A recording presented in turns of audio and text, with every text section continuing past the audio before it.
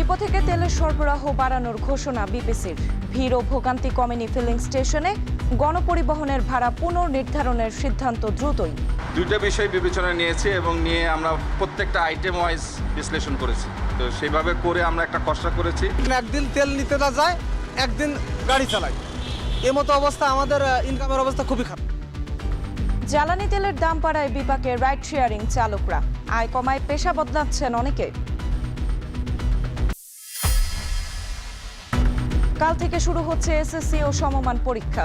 নিয়মের কড়াকড়িতে মানসিক চাপ বাড়ার শঙ্কা, আতঙ্কের কিছু নেই বলছে শিক্ষা বোর্ড।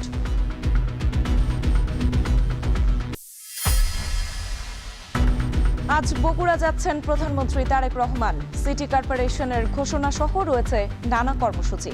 সফর ঘিরে উচ্ছ্বসিত জেলার নেতাকর্মীরা।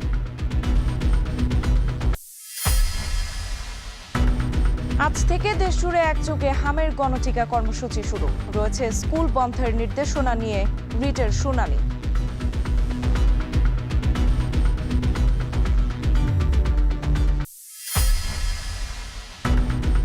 এবং ওমান উপসাগরে ইরানি কার্গো জাহাজ আটকের দাবি যুক্তরাষ্ট্রের। প্রতিশোধের হুমকি তেহরানের।